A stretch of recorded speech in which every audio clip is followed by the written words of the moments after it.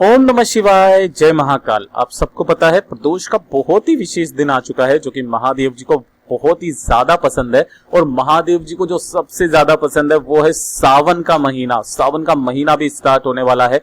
कोई सी भी प्रदोष आ जाए, चाहे सावन के महीने की प्रदोष को अगर आप इन सारे उपायों को कर लेते हो, आपके जीवन की सारी समस्याएं हल हो जाएगी।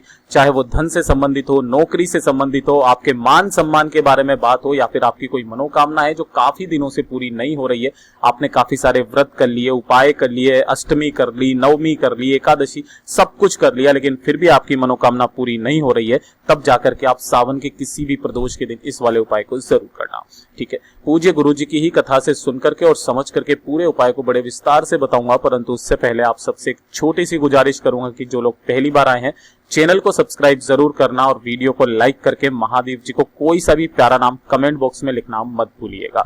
इस पूरे वीडियो के अंदर हम लोग 4 महा उपायों के बारे में बात करेंगे जो कि आपकी हर एक मनोकामनाओं की पूर्ति तो करेगा ही सही, साथ ही साथ आपकी मान सम्मान, नौकरी, धन, पैसा, परिवार का कलेश सब कुछ खत्म हो जाएगा। ठीक है, सबसे पहले बात करते हैं पहले वाले उपाय की तरफ। ध्यान से सुनना, समझने की कोशिश करना। ठीक, जो पहला वाला उपाय है, ये पहला वाला उपाय किसके लिए होगा? आपके घर में धन, संपदा, वैभव अगर आपका नहीं बढ़ रहा है उसके लिए होगा। अगर घर में धन की बहुत ज्यादा कमी है, व्यापार अच्छे से नहीं चल रहा है, काफी ज्यादा दिक्कत है, दुख है, परेशानी है, तब साथ ही साथ अगर घर में संपदा नहीं बढ़ रही है या फिर आपके मान सम्मान में कमी आ चुकी है, तो मात्र आपको छोटा सा उपाय करना होगा। समाज में आपकी स्थिति भी ऊंची उठेगी, आपकी पदोन्नति होगी, घर में धन संपदा, माता लक्ष्मी जी का वास भी होगा।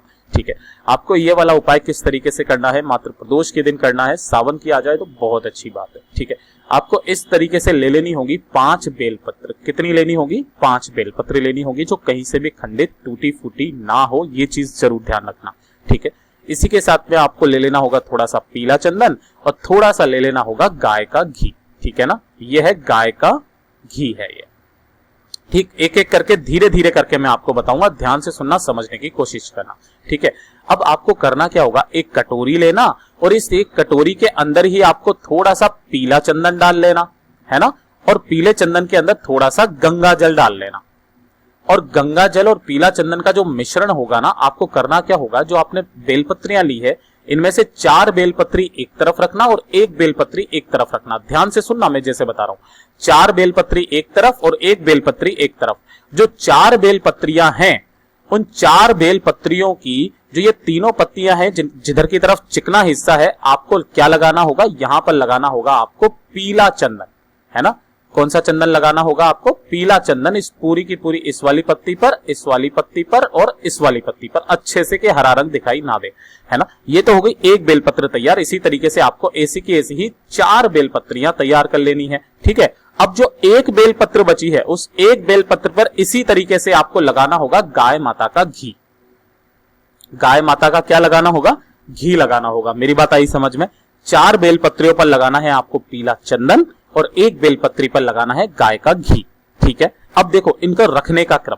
सबसे नीचे ही नीचे आपको 2 लेनी होगी। कौन सी? पीले चंदन वाली बेलपत्री, उसके उस ऊपर रखना गाय के घी वाली, फिर ऊपर से 2 रख लेना पीले चंदन वाली, यानी कि गाय के घी वाली जो बेलपत्री है वो बीच में रहे, है ना। इस तरीके से रख करके और आपको इसी कटोरी के अंदर उन 5 की 5 बेलपत्रियों को रख देना होगा, है ना। 5 बेलपत्रियों को इसी दिन रख देना, मतलब इसी कटोरी में रख देना।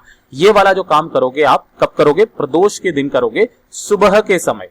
कब करोगे? सुबह के समय।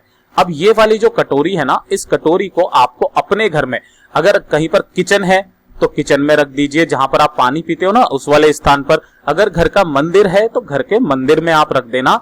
याद रखना कि जहां पर भी आप उस कटोरी को रखेंगे जिसमें 5 बेलपत्र हैं, उनके सामने आपको एक गाय के घी का गोल बत्ती का दीपक जरूर लगा देना है। ठीक है ना, लगा करके उन्हें वहां पर रख देना। अब उसे वहीं पर रखे रहने देना। जो प्रदोष काल आए, यानी कि जब शाम का समय आए, तो शाम को आपको उन्हीं 5 बेलपत्रियों को उठाना है और उठा करके कहां पर चले जाना होगा? महादेव जी के मंदिर शिवलिंग के पास में पहुंच जाना। ठीक है, महादेव जी के मंदिर शिवलिंग के पास में पहुंचने के बाद आपको उत्तर दिशा की तरफ मुंह करके खड़ा हो जाना है। अगर आप 1 लोटा शुद्ध जल लेकर के आए हो तो 1 लोटा शुद्ध जल पहले आप समर्पित कर देना। अब ध्यान से सुनना, जो कटोरी में 5 बेलपत्र है ना, एक एक करके 5 की 5 बेलपत्र आपको समर्पित कर देनी होगी कुंदकेश्वर महादेव जी के नाम से, अपनी कामना कहते हुए। ठीक है। सबसे पहले 2 आप पीले चंदन की लोगे, ध्यान रखना जिधर चंदन लगाया है वो हिस्सा नीचे की तरफ होना चाहिए, ठीक है ना। 2 वो रख दी, फिर उसके बाद में 1 गाय के घी की, फिर 2 पीले चंदन की। इस तरीके से कुंदकेश्वर महादेव जी के नाम से अपनी कामना कह करके महादेव जी को आपको समर्पित कर देनी होगी, एक एक करके।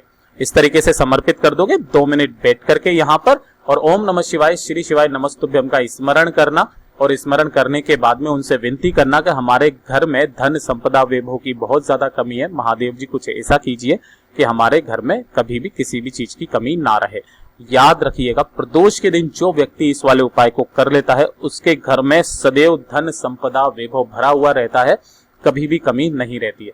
पूज्य गुरु जी का ये वाला उपाय बहुत ही खास और अचूक है, जरूर कीजिएगा, ठीक है। अब बात करते हैं दूसरे वाले उपाय की तरफ, जो कि बहुत ही ज्यादा अचूक है। ध्यान से सुनना, समझने की कोशिश करना। अगर कभी आपको ऐसा लगे कि आपने काफी सारे उपाय कर लिए फिर भी महादेव जी आपकी सुनी नहीं रहे हैं, बहुत ज्यादा कष्ट है, जीवन में दुख है, परेशानी है, ठीक है ना, और महादेव जी सुनने का नाम ही नहीं ले रहे हैं, तब आपको ये सिंपल सा उपाय करना होगा। आपकी जो भी मनोकामना होगी, विश होगी, पूरी जरूर होगी, ठीक है ना। जब आपको लगे कि महादेव जी सुन ही नहीं रहे हैं, तब आपको करना क्या होगा, मात्र आपको लेना होगा 1 लोटा शुद्ध जल, ठीक है ना। चाहे आपको कोई सी भी कामना हो, वो आपकी पूरी नहीं हो रही है, लग रहा है महादेव जी नहीं सुन रहे हैं, ये वाला उपाय कर लेना। 101% प्रदोष के दिन आप जब आप इस उपाय को करेंगे, आपकी सारी समस्याएं खत्म हो जाएगी। आपको इस तरीके से 1 लोटा तांबे का लेना है, जिसके अंदर आपको अपने घर का शुद्ध जल भरना है, ठीक है, और इसे लेकर के पहुंच जाना महादेव जी के मंदिर शिवलिंग के पास। जब आप यहां पर पहुंचेंगे तो ध्यान से देखना, एक करने का नियम है, आपको उत्तर दिशा की तरफ मुंह करके खड़ा हो जाना है। सबसे पहले उसी लोटे में से थोड़ा सा जल आपको समर्पित करना होगा, कहां पर, गणेश जी के स्थान पर। उसके बाद में थोड़ा सा जल समर्पित करना कार्तिकेय जी के स्थान पर। उसके बाद थोड़ा सा जल समर्पित करना महादेव जी की सबसे छोटी, सबसे प्यारी पुत्री माता अशोक सुंदरी के स्थान पर।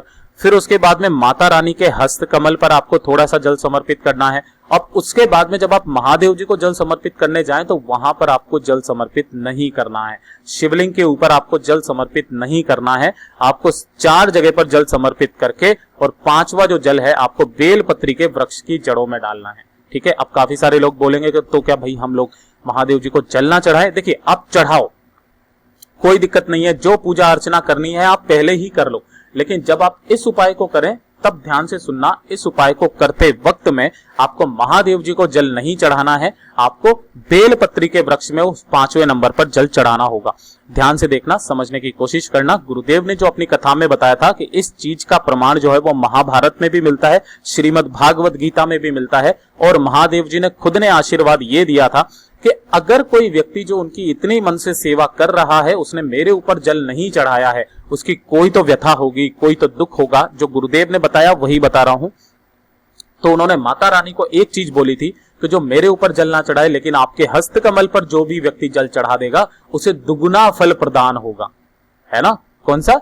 दुगुना फल प्रदान होगा। लेकिन ये वाला उपाय आपको सिर्फ तब ही करना है जब आपको लगे कि महादेव जी आपकी सुन ही नहीं रहे हैं। एक तो आप ऐसा करें कि आप कभी भी इस महादेव जी पर जल ही ना चढ़ाएं, ऐसा नहीं है, ठीक है ना।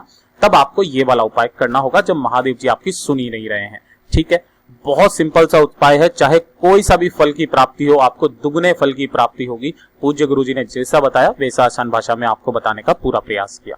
अब बात करते हैं तीसरे वाले उपाय की तरफ। तीसरा वाला जो उपाय है वो बहुत ही खास, बहुत ही अचूक उपाय है। आपकी चाहे कोई सी भी कामना हो, आपकी पूरी जरूर होगी। छोटा सा उपाय है, मात्र केवल और केवल प्रदोष के दिन किया जाता है। सावन की प्रदोष आ जाए, मजे की बात है, आपकी मनोकामना पूरी होगी ही होगी। देखिए, आपको करना कैसे होगा, एक आपको धतूरे का फूल लेना है। ये कौन सा फूल है? धतूरे का फूल। ये ध्यान रखना, यहां से लेकर के यहां तक का ये पूरा एक धतूरे का फूल है, ठीक है। और एक होता है आपके कनेर का फूल, जो पीला वाला होता है। लगभग एक जैसे होते हैं, लेकिन ये वाला थोड़ा सा बड़ा होता है धतूरे का फूल, और ये वाला छोटा होता है। एक जैसे ही होते हैं, ये पीला होता है, वो सफेद होता है। तो आपको सफेद वाला धतूरे का फूल लेना है। और अगर आप यही वाला उपाय को किससे करना चाहते हो, यहां पर पीले कनेर से करना चाहते हो, तो वो भी मैं आपको बताऊंगा, ठीक है।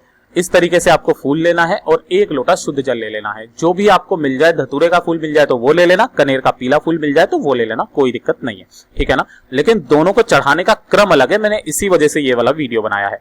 एक लोटा शुद्ध जल ले लेना, ठीक है। अब जब आप महादेव जी के मंदिर जाएंगे ना, तब आप ध्यान से सुनना क्रम क्या है चढ़ाने का, ठीक है। देखो, धतूरे का पुष्प और जो कनेर का पुष्प होता है ना, ये केवल 2 जगह पर चढ़ाया जाता है। किन 2 जगहों पर? या तो शिवलिंग के ऊपर है ना, और या फिर अशोक सुंदरी के स्थान पर, माता अशोक सुंदरी के स्थान पर चढ़ता है, ठीक है ना। इसके अलावा और कहीं पर भी नहीं चढ़ता है, ये चीज ध्यान रखना, ठीक है। ध्यान से देखना, जब भी आप क्या करेंगे कि धतूरे के पुष्प को समर्पित करते हो, कहां पर, शिव के ऊपर, यानी कि शिवलिंग के ऊपर, ठीक है ना, तो जो खिला वाला भाग है ना, खिला वाला भाग है, वो वाला किधर रहेगा, ध्यान से सुन, वो रहेगा आपकी तरफ। मैं किसके लिए बता रहा हूं, सबसे पहले धतूरे के फूल के लिए बता रहा हूं, है ना, धतूरे का फूल, ध्यान से सुनना।